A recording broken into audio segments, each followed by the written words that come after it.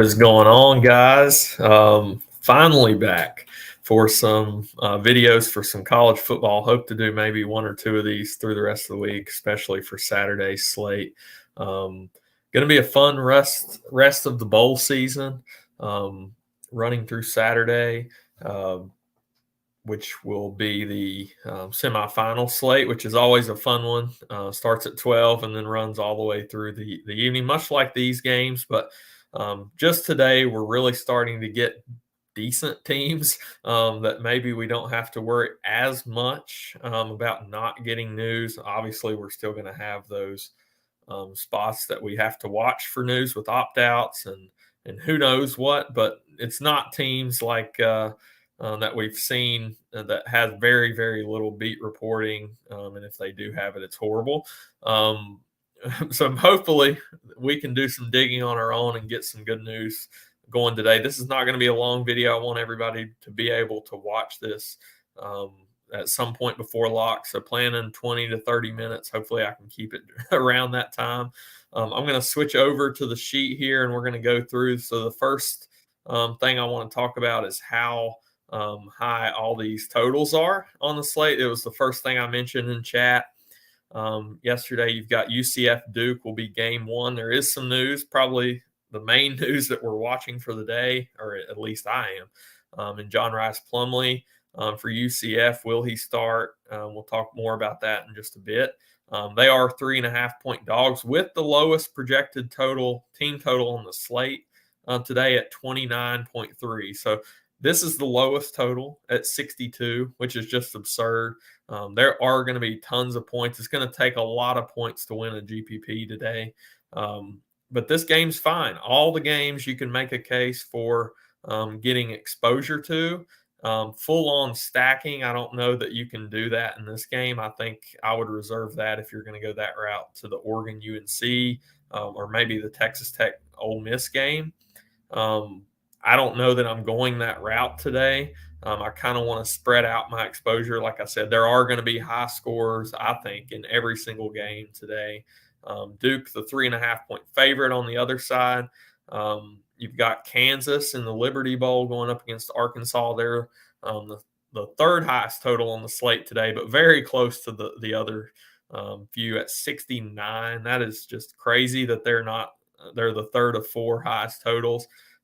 Arkansas is currently a 2.5-point favorite. That's moved down. This morning was 3.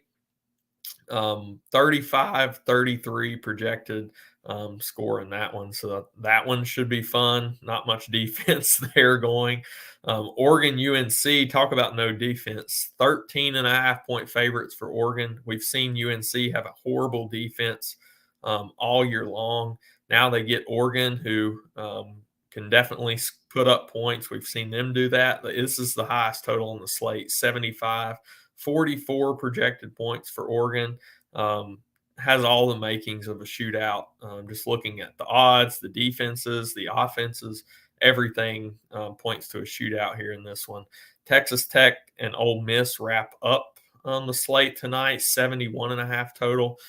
Two very fast-paced teams. One looks to pass a lot, one looks to run a lot, as you can see on the sheet there. Ole Miss runs 62% of the time, the third best running team in the country. And then on the other side, Texas Tech throws 53% of the time, 12th best passing offense in the country. So with that, let's hop right into the quarterbacks and on the slate. Let me zoom back out a little bit. There we go. That's fine. If you have any questions, let me know. Before I get into quarterbacks, if you have not joined us over at Patreon, be sure to do so. $10 if you want one sport, $20 for all sports, which is just an absurd deal, in my opinion. You're not only going to get this college football content through the rest of the bowl season, you're going to get PGA, which starts back next week. You're getting NFL now through the playoffs. You're getting NASCAR, which will be back in a month and a half or so. NHL daily, NBA daily, college basketball daily, MLB will be daily when it comes back. Tennis will be starting back. I think Sunday night is the first tennis slate as we roll into the Aussie Open here shortly. You've got UFC, soccer, which mostly is just EPL from now on. We had the World Cup. So be sure to join us over there. We're covering every single slate in some form or fashion with sheets, core plays, rankings. So be sure to hop on over there. If you take a look at the sheet here, I'm on the quarterbacks tab.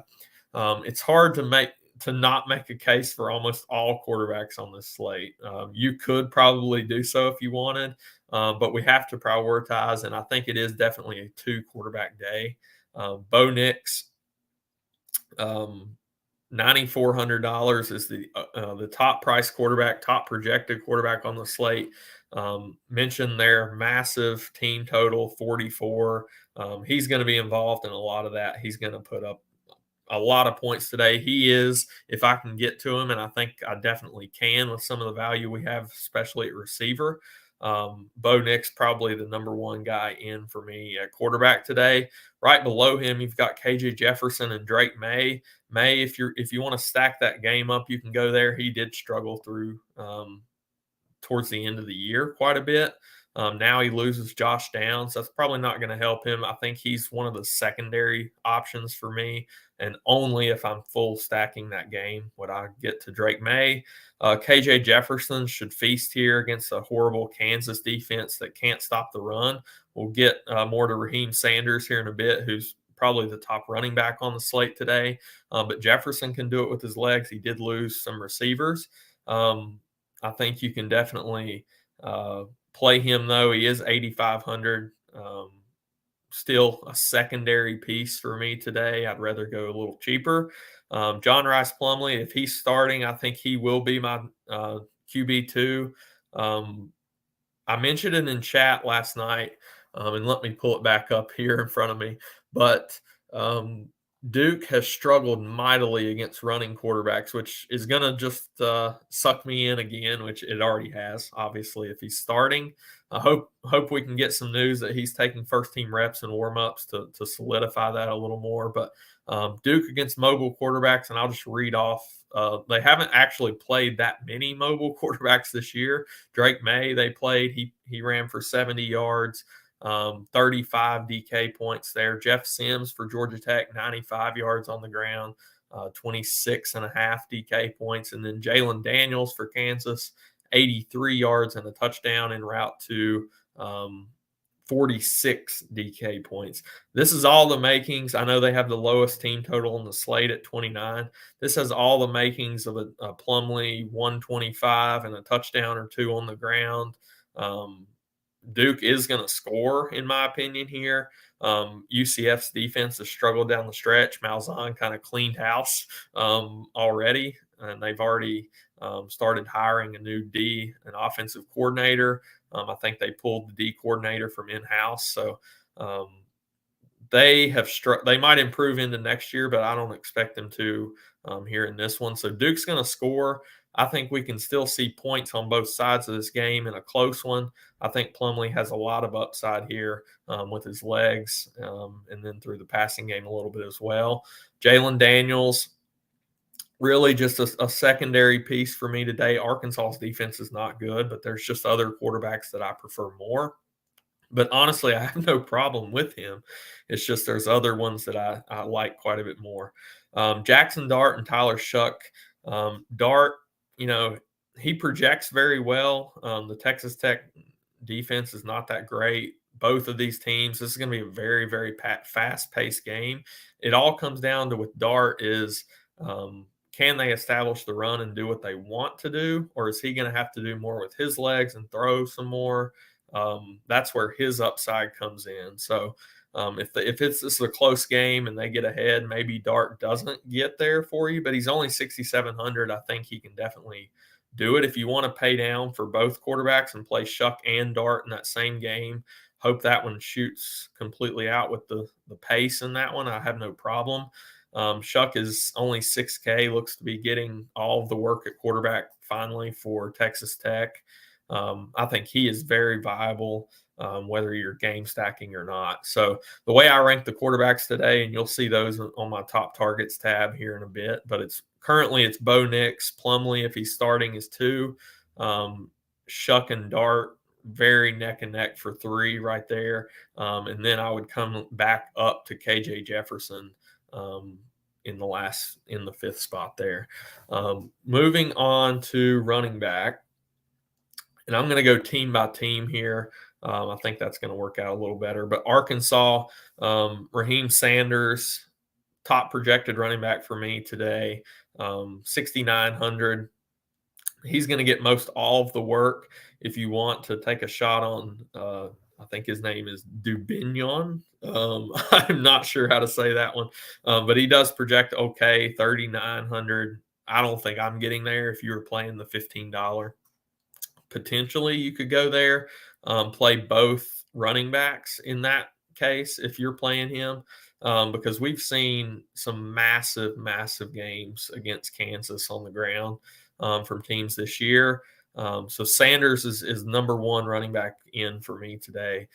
Moving on to Duke, I don't see a whole lot that I'm interested in here. You've got Jordan Waters and Jalen Coleman are the main 2 guys here in this backfield. I think Waters is in play at only 4,600. But again, this is the lowest total on the slate. A lot of the running work actually goes to Riley Leonard as well. So I think you could definitely get away from this backfield completely. Devin Neal, 6,300, I think is the only play that I would get to in the Kansas backfield. We've seen some big workloads for him, but they have worked in some other running backs lately, and Kai Thomas and Torrey Lachlan. So I don't know that he's going to get the massive workload that you're going to see like out of a Sanders, but definitely in play, and he has upside in this matchup. If you look at Arkansas's run D, ranked 103 in the country, and just going back, Kansas is ranked 114th in the country against the run. Ole Miss, they love to run the ball. Like I said, 62% of the time they're running it. We've seen Quinshon Judkins, freshman, go off lately, get massive workloads. He has been better this year than Zach Evans. They have a solid matchup against Texas Tech, who ranks 89th against the run, massive total. He should get most of the work here. He's RB2 for me. Currently, I think the value plays for me are going to be at the wide receiver position, not running back. Zach Evans is really GPP only. We've seen him get less and less work as the seasons went on, but he is only 5,400 in a super high total, so he could get there as well. I have no problem playing them both together if you're going away from the passing game for Ole Miss. Oregon, Bucky Irving, Noah Whittington, split the work, 59 and 5K. I think both are in play in this massive total. You can play any part of this Oregon offense, and I have no problem with it. You are going to see points from Oregon. They're projected for, like I said, 44. It's just a matter of how many comes from the running game and how many of those running touchdowns are Bo Nix and how many are the running backs. You can see Whittington only 5 touchdowns on the year, Bucky Irving 3, but there was even more of a split in that backfield with Jordan James, who's kind of got phased out now. Irving gets more passing game work, almost 3 targets per game to Whittington's 1.5. So if you want to break the tie that way, you can go to either one of those guys, have no problem. Taj Brooks and SaRodorick Thompson split work for Texas Tech, almost had exact split of snaps in their last game. They get almost all of the work for this team. You can see even the carries, the targets, all very, very similar. Just flip your coin and go either one you want to. If you're going to that side, I like the passing game for Texas Tech more, but they do get involved in the passing game with both over 2 targets per game. So I prefer the quarterback and receivers a little more, but have no problem going to either one of these guys. And lastly, UCF, I'm not interested in either one of their running backs. If Bowser was somehow out, but according to Gus Malzahn in his press conference, specifically said Bowser was good to go, looked good in practice. So they're intent on giving him carries. I'm not really sure why. He's not very good, in my opinion. Harvey, way better, just not getting the work that we need. 5,200, if you want to take a GPP target, maybe think that Bowser re aggravates something with his injury, or just Harvey gets in there and gets it done in limited work, then you could go there, but not something I'm prioritizing. And lastly, Elijah Green, getting almost all the work now for North Carolina with some of the injuries and transfers that they've had in the backfield. He's GPP for me. Projects very well. It's just a matter of where are the points coming from on that side of the ball. Oregon's been pretty good against the run, so not something I'm prioritizing in Elijah Green. Moving on to receiver. Dope. We're not playing Bowser. If Bowser beats me today, it's just not going to be a very good day. If Bowser has a good day, it's not going to be a good day for Dane here. Moving on to receiver. This is where I think we have some value. For Arkansas, we've had some opt-outs. Hazelwood's gone. Knox is gone. Jackson, I think, is hurt or gone. Thompson is hurt or gone as well. That leaves Matt Landers as the main receiver for them. Projects very well. He's going to get tons of work. You can pair him up if you want with KJ Jefferson. Don't have to play anybody with Jefferson, but he would be the preferred spend up guy. Bryce Stevens is going to step into a starting role now. According to the depth chart, 4,400 is in play. And then Jaden Wilson has not played very much, as you can see. But he is a younger guy that I think is going to get some work here. 3K. He is listed as a starter on the depth chart. So there's three near min price receivers that we'll get to the other two, but Jaden Wilson is one of those guys that I think is very in play. So those three only. I wouldn't play more than one with Jefferson if you are going there, unless you're just full on stacking that game and you want to play like a Landers and Wilson and then run back Daniels and something on the other side, Neal on the other side.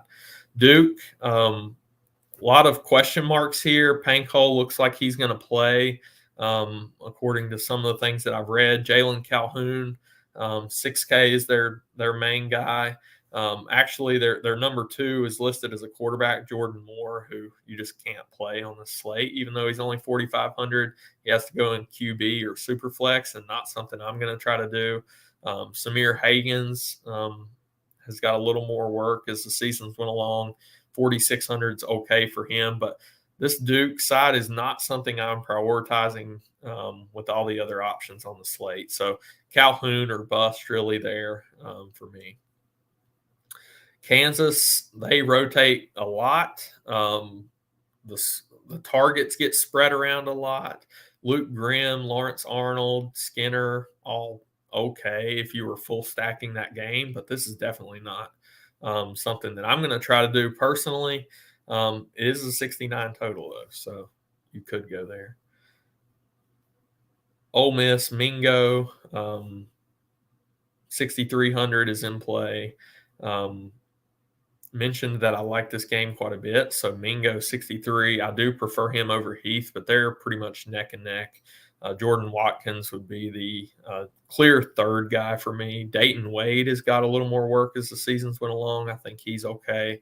Trigg is questionable. He's not played in a while, but could come back for this one. So if you're going to Jackson Dart, I think you definitely want to pair him up with at least one of these guys, probably Mingo, Heath, then Watkins is the way that I rank those. Oregon, love this team. Obviously, 44 total. Franklin, clear number 1 guy for me. He's been the most consistent through the year. But we have had injuries to guys like Chase Cota, who is now back, had 11 targets in his return from injury. 5,100, I think he's number 2 for me behind Franklin. And then Chris Hudson, who had a dip in targets last game, but I think he should definitely have a solid role here in this one. Those three are all in play for me. I ranked them, like I said, Franklin, Coda, then Hudson.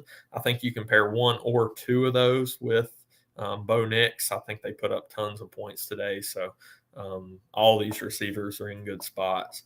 Texas Tech, you've got Jerram Bradley. They throw it a ton. Like I said, 53% of the time. Fast-paced game here. You got Jerram Bradley. You got Miles Price. Those are the 1-2.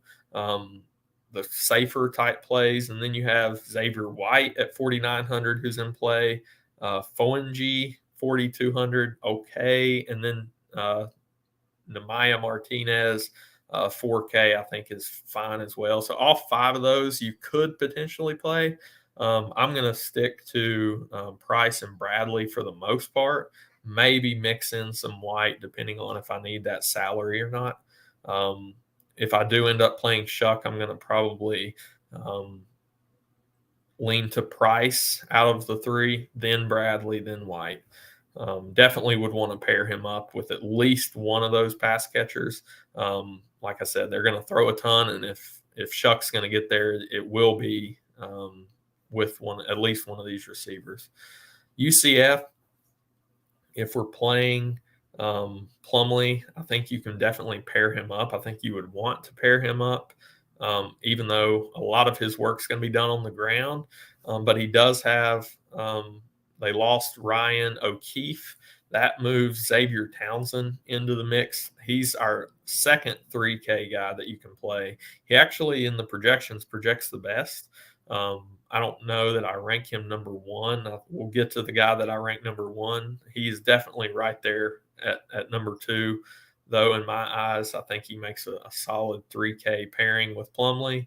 Javon Baker would be the point per dollar number two for me. Of the higher price guys, he's definitely number one, and then Kobe Hudson should get even more work here as well. Baker, you can see 95 targets on the year, 4 receptions a game, 7 targets per game. I think he's clearly the top guy. Not sure why he's not higher priced than Hudson, but both are very in play here. So all three of those guys I think are in play. I would not obviously play all three, but I think you could potentially play one of Baker or Hudson and then Townsend with Plumlee.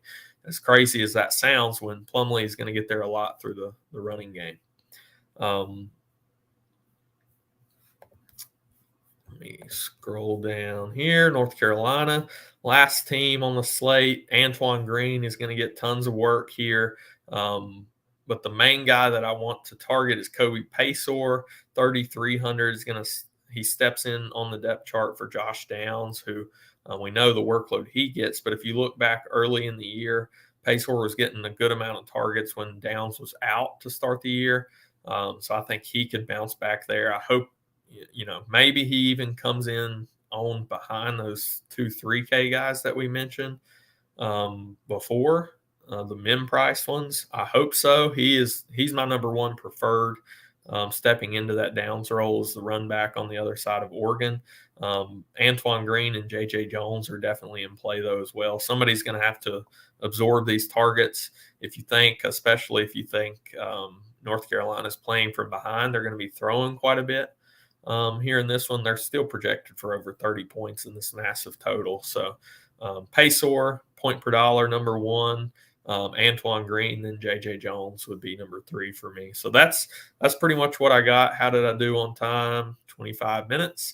If there are any questions here, I'll get to them in just a second. Looks like Dove says Rocket KJ only need 2 from the Razorbacks. Yeah, I don't have a problem with that. Like I said, you don't have to pair. You do not have to pair KJ with anybody. He can get it done with his legs.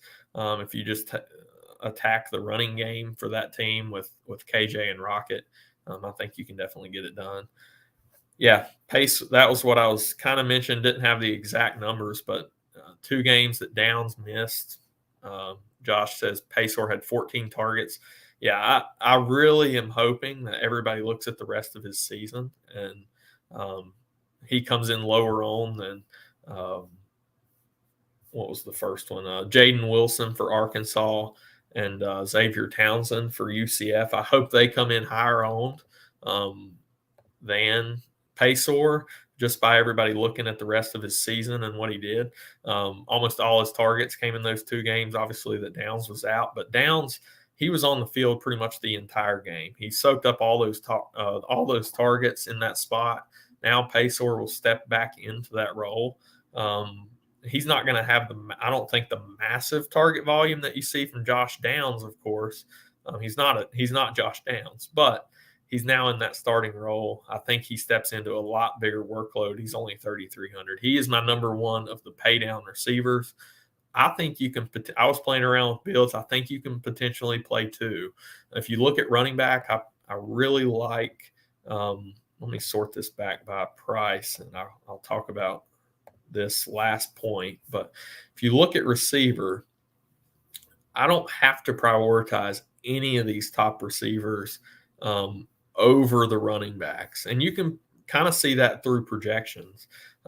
Judkins and Sanders, I would rather have them over any of those top receivers personally.